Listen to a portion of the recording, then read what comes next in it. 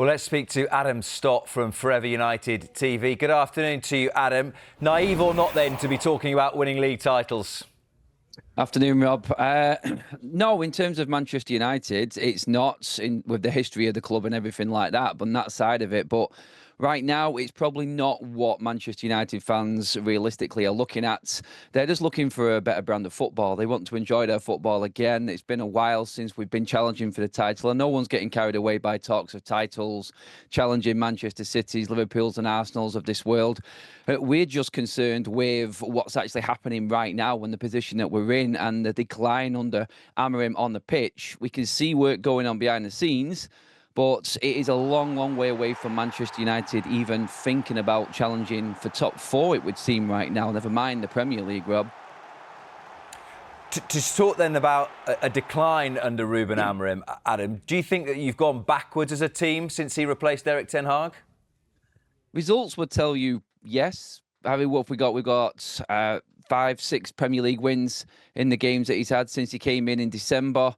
He's had 24 games. We're not winning. We're not winning games. So on the pitch, you could say United have declined under Ruben Amorim. I think that's clear. And results are everything. He talks about that in his press conferences constantly. He talks about the way that he needs to win games to earn time at Manchester United. I think he's very aware of the situation behind the scenes of the football club. And that is brought up a lot. And there is a lot of conversation amongst the Manchester United fan base that Ruben needs his time. He needs his players. He needs to be given a summer like all the previous managers were. But how can this team, which only 2 seasons ago, and yes, there's a few players that came in the summer, but only 2 seasons ago, Manchester United were comfortably in the top 4. We were winning trophies. We won the League Cup that season in Ten Hag's first season. I think that's hard to grasp for a lot of Manchester United fans. But I think there's a big chunk of the Manchester United fan base understand the underlying issues at Manchester United are more at play here, and the long-term future of the football club. If you listen to Ruben Amorim's first post-match press conference after his opening game against Ipswich, for instance, he says we have to continue going this way because in a year's time, we're still going to be here talking about the same problems we've had the previous 4 or 5 years. So he's aware of issues. He's definitely approached it differently behind the scenes than previous managers. The whole player power FC conversation has been there amongst the United fan base for a while now, but he's attacked it front on, and I think a lot of the United fan base are looking at him and feel a little bit sorry for him that he has been thrown into the middle of a season with no backing in January whatsoever apart from Patrick Dorgu. And maybe we need to see out this rough patch and then see what he can do with more of his own players in the summer. Just then to balance what you were saying there, and a couple of things to pick up on where you said it is all about results, and then you're contrasting short-term and long-term. I hate to mention your rivals down the M62, but I think back to when Jurgen Klopp was appointed at Liverpool, and it wasn't a straight line of progress. There were setbacks, but there were certain games where you thought, wow, one day this is going to be something exciting. You watch Manchester United every week. I'm struggling to think of games, maybe the Anfield away match, where you really thought, do you know what, this is where this team is going. Yeah, that really is the concern, because if I was being completely honest, as a season ticket holder right now, Old Trafford's not a happy place to go to. You don't see entertaining football. And like you said there, Rob, you don't see anything to encourage you that there is a turning of the page or there is a future under Ruben Amorim with this crop of players right now. The games against Arsenal, for instance, in the FA Cup, Liverpool, like you mentioned there, that was more of a backs to the wall and not expected to do much. We are playing right now, and the advantage United have got in any game is against the bigger teams because no one's expecting us to beat the bigger teams. We're playing like a mid-table side. And that, I think, is where Manchester United fans are concerned. We're falling into this, oh, this is an acceptance, this is okay, when really it's not. And I feel like them games are isolated on their own. You could take slight positives from them, but there are teams that are attacking Manchester United, and there's usually some room on the counter-attack, and we have got players to actually adapt to that style of game and what happens in a game like that. But when you've got the likes of Crystal Palace, and no disrespect to these sides, I'm just going off the history side of things here and what's expected of Manchester United. Crystal Palace, Fulham, Bournemouth, Brighton, Spurs to a certain degree as well, all coming to Old Trafford and easily winning games now. That's the concerning side for Manchester United and the fan base right now. We don't see a style. We're not really competing much in these games. Whenever we win, it's just scraping over the line with a last-minute goal. We only just beat Southampton at home. We've only just beat Ipswich at home. Both of them teams look destined for relegation right now.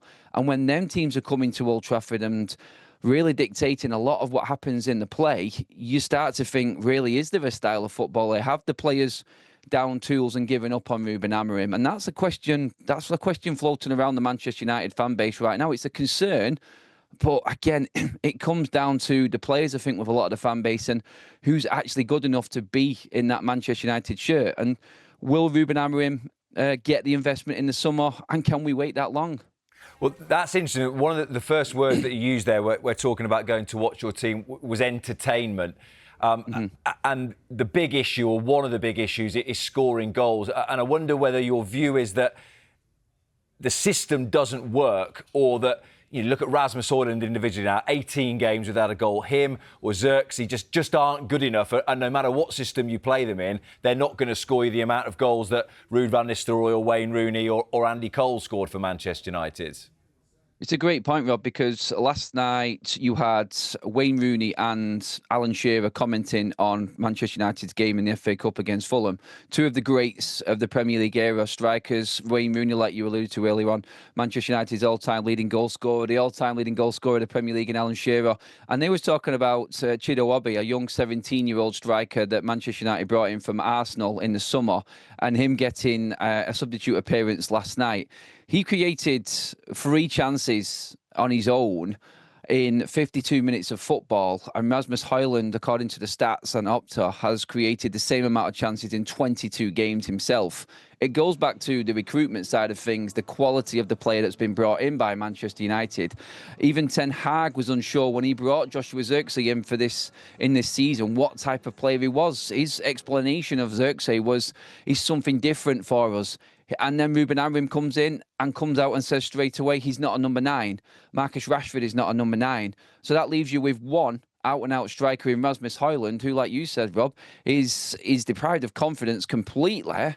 He doesn't know where to be, it would seem right now. I don't think he knows what type of striker he wants to be, whether he comes short, holds the ball up, runs over the top. His attributes are speed and power, but he just doesn't get into the areas. I don't know if that's a lack of confidence within the team, in him and passing the ball to him, or knowing where he's going to be.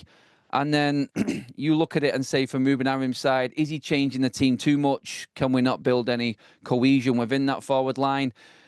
But you're right in what you're saying. And again, talking from the United fan base and a match-going fan myself, the talk is that Rasmus Højlund, Joshua Zirkzee, are they actually good enough? And come the summer, are they going to be players that Ruben Amorim, starting next season, is going to put into his starting 11? I think we could all safely say no, because we probably go out and buy a striker.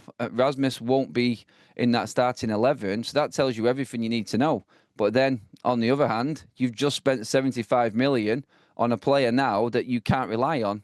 And that goes back down to recruitment again from seasons of past. And recruitment and replacing players is, again, a sticky situation, because it was a couple of weeks ago, I think it was before the Crystal Palace game possibly, where Ruben Amorim saying in a press conference, look, if you think we've got loads of money to regenerate our squad, you're wrong unless we're in the Champions League, which puts huge pressure on that Real Sociedad tie and the Europa League as a whole. You know, there's talks about maybe him wanting a new goalkeeper instead of Andre Onana. If he hasn't got loads of money to spend, where on earth does he start in the summer? It has to be in them 2 positions that we just mentioned there, Rob, the goalkeeper and number 9. I don't rate, personally, Andre Onana. I think that's well known from my side, with United fans. I just feel like he is, he's a type of goalkeeper that you can't rely on. You can see the defence is nervous with him. We just talked about Rasmus Højlund and the forwards and the creative players not being confident with him never being in the right spots. And I think that's the area. They're the 2 positions. If you haven't got a lot of money, you have to prioritise the 2 main points, because if you don't score goals, then every time someone at the other end, i.e. the goalkeeper like we're talking about, concedes a goal, you end up losing the game. And I think that's where we're at. Look at the victories of United's season. It's scraping by 1 or 2 goals at best here and there under Ruben Amorim. we never comfortably win games. So that tells you that when we do win, it's on a knife edge against poorer sides. And when we lose, it's because of mistakes, because the defence aren't doing too bad for Manchester United. But I think the nervousness around Onana is something that needs addressing. And then you'll never be able to rely on Rasmus Højlund scoring you the amount of goals that you need. The Champions League seems a million miles away, and Sociedad this week is huge because it's the only avenue we've got in by winning the Europa League. But it is concerning how, and with the form that we're in, we get to even through the next phase right now, because Sociedad is not going to be an easy game for United. Just a final question, Adam, because I'm worried about your welfare. You look incredibly depressed by the fact we've had to speak about this for the last 15 minutes. But is there any scenario? You're right in so many ways about giving a manager time, and you can't keep chopping and changing. But how bad does it have to get before you do think maybe in the summer you have to make another change in the manager because this system or Ruben Amorim as a whole isn't working? Where would you need to go between now and the end of the season? I think we're looking into relying on the new structure that's in place, Rob, because Ineos have brought Amorim in. That's their first appointment as a coach/manager, and they need to back him. They brought him in at the wrong time. Ruben didn't want to come to Manchester United mid-season. He wanted to come at the end of the season, and Ineos said it was a now or never opportunity. So they have to back him. But like many questions have been asked now, like there'll be a point when there will be a point later on this season where the question whether or not we need to sack Ruben Amorim or not, because results are just not getting any better, will come about. Because you'll be going into, like we just discussed there, Rob, with a summer with a very limited budget. And if you are going to go and spend that on Ruben Amorim and then worry that it's not going to fix anything at Manchester United, you've got another coach coming in who has then got to deal with Ruben Amorim players like Ruben has had to deal with Ten Hag, and the cycle continues. There needs to be a change, and the change needs to be, I think, backing the manager that Ineos have brought in Ruben Amorim, and he needs at least 2 seasons before Manchester United can actually think about getting rid of him. I know results are going to determine a lot, and that decision will come from the hierarchy of Manchester United, but there is a clear and obvious cycle of managers, and even Ole Gunnar Solskjaer mentioned it the other day, dealing with previous managers' signings, not his type of players. None of these players are doing well under this system like it's been discussed everywhere.